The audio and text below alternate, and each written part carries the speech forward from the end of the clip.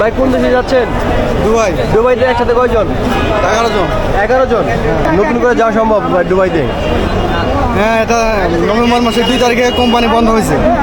আচ্ছা আচ্ছা, মানে আপনি অ্যাপ্লাই আগে করছিলেন? হ্যাঁ। কত টাকা লাগছে যেতে? 3 লক্ষ। 3 লাখ টাকা। কি কাজ মূলত? Digital picture.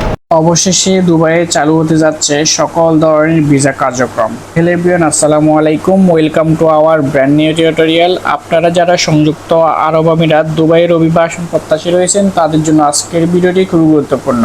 আজকের ভিডিওতে আমরা আপনাদের সাথে একটি গুরুত্বপূর্ণ আপডেট নিয়ে আলোচনা করব, সেটি হচ্ছে দুবাইয়ে চালু হতে যাচ্ছে সকল ধরনের ভিসা কার্যক্রম। কখন থেকে চালু হবে এই ভিসা কার্যক্রম এবং আপনারা কিভাবে আবেদন করবেন, কিভাবে ভিসার জন্য ফাইল জমা করবেন, সকল কিছু আজকের এই ভিডিওতে জানতে পারবেন।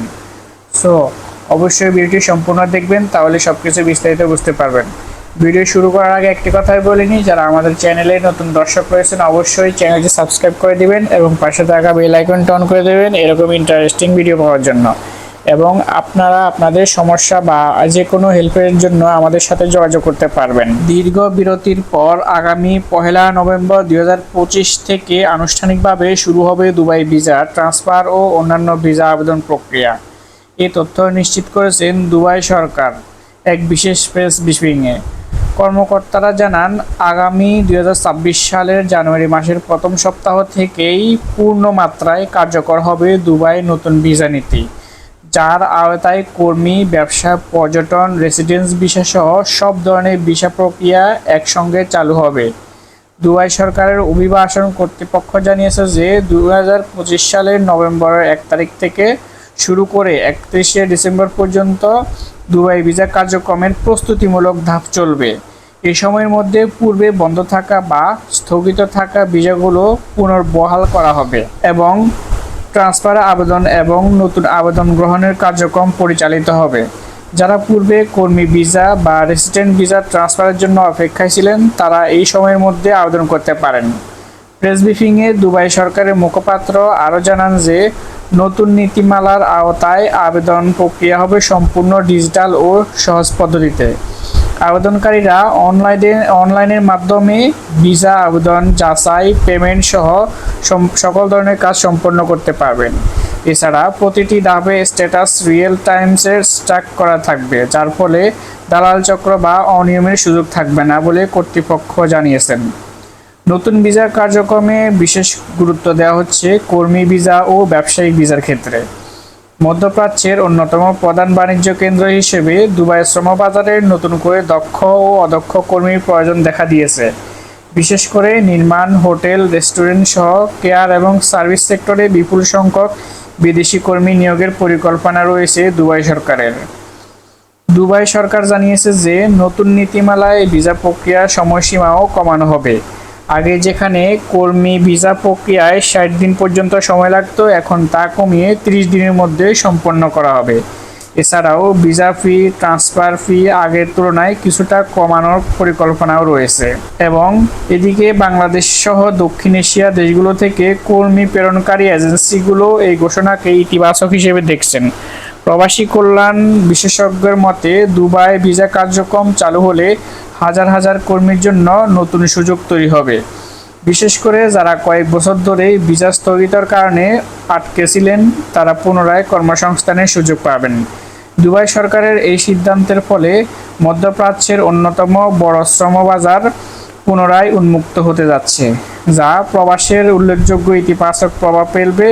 এবং আমরা আশা করি যে আমরা যারা এতদিন ওয়েট করতেছি তাদের জন্য কিন্তু এই নিউজটি অনেক গুরুত্বপূর্ণ। দুবাই সকল ধরনের ভিসা কার্যক্রম চালু হওয়ার ফলে আমরা যারা আগে ফাইল জমা করেছি এবং যারা আবেদন করছি তারাই কিন্তু আগে প্রায়োরিটি পাবে, তারা আগে কিন্তু সুযোগ পাবে।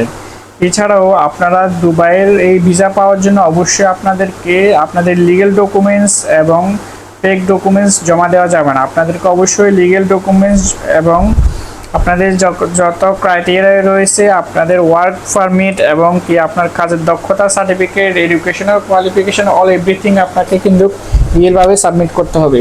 তাহলে কিন্তু আপনি ভিসা পেয়ে যাবেন এবং সেক্ষেত্রে আপনি ভিসা পাওয়ার ক্ষেত্রে কিন্তু কোনো ঝামেলা হওয়াতে হবে না। আমরা অনেকেই রয়েছি যে আগে যারা দুবাইতে ভ্রমণ করেছিলাম বা ভ্রমণের উদ্দেশ্যে গিয়েছিলাম, তারা কিন্তু সেখানে গিয়ে আমরা কর্মস্থলে ঢুকে পড়েছি, অর্থাৎ আমরা সেখানে যাওয়ার পর আর দেশে ফিরে আসি নাই।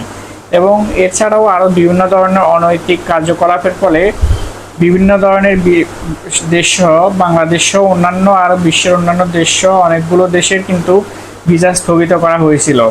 এখন পুনরায় দুবাই সরকার একটি সুযোগ দিতেছে, যেহেতু এই সুযোগ দিতেছে অবশ্যই আমরা এই সুযোগটাকে কাজে লাগাবো। আমরা সবাই চেষ্টা করব যে আমাদের ফাইল সকল ধরনের কাগজপত্র ডকুমেন্টস যাতে রিয়েলগুলো আমরা সাবমিট করি, ঠিক আছে। অবশ্যই আমরা যাতে ফেক ডকুমেন্টস যাতে সাবমিট না করি, এতে যেমন আমি একজন ক্ষতিগ্রস্ত হব তেমনি কিন্তু আমার দেশ এবং অন্যান্য মানুষের কিন্তু অনেক ক্ষতি হবে। দেখা যাচ্ছে যারা রিয়েল কাগজপত্র রিয়েল ডকুমেন্ট সাবমিট করবে একজনের কারণে কিন্তু অন্যরাও কিন্তু আপনার এই ভিসাটা পাবে না, তারাও কিন্তু এই ভিসা থেকে বঞ্চিত হবে। তো অবশ্যই আমাদেরকে ফেক ডকুমেন্টস থেকে প্রত্যাখ্যান করতে হবে এবং আমরা চেষ্টা করব যে আমাদের সকল লিগ্যাল ডকুমেন্টস সাবমিট করার জন্য। তো আমরা আশা করছি যে দুবাই সরকার যদি নভেম্বর থেকেই চালু করে দেয় দুবাইয়ের ভিসা সকল কার্যক্রম যদি চালু হয়ে যায়, তাহলে আমরা আশা করি যে নভেম্বর থেকে কিন্তু তারা কাগজপত্র ফাইল ডকুমেন্টস এগুলো কিন্তু জমা নেবে, ঠিক আছে। এবং তাদের কাজগুলো কিন্তু নভেম্বর মাস থেকেই চালু হবে, প্রক্রিয়াধীন হবে। এবং 2026 সাল থেকে কিন্তু ভিসা দেওয়া শুরু হবে। 2026 সাল থেকে কিন্তু আপনারা বাংলাদেশ থেকে বা যারা এতদিন নিষেধাজ্ঞায় ছিলেন তারা কিন্তু দুবাইতে মুভ অন করতে পারবেন, আপনার কাঙ্ক্ষিত যে স্বপ্ন রয়েছে সেটি পূরণ করতে পারবেন। তো স্বপ্ন পূরণ করতে হলে আপনার লক্ষ্য বাস্তবায়ন করতে হলে অবশ্যই আপনাকে সঠিক পথে সত্যের পথে অবশ্যই হাঁটতে হবে, কখনোই আপনারা ফেক কোনো কিছু ইউজ করবেন না। তো এই হচ্ছে মূল বিষয়। আশা করি সবাই বুঝতে পেরেছেন যে আজকের মূল বিষয়টি কি। তো দেখা হবে নতুন কোনো ভিডিওতে, অবশ্যই সে পর্যন্ত সুস্থ থাকুন, ভালো থাকুন, সবাইকে ধন্যবাদ। আসসালামু আলাইকুম।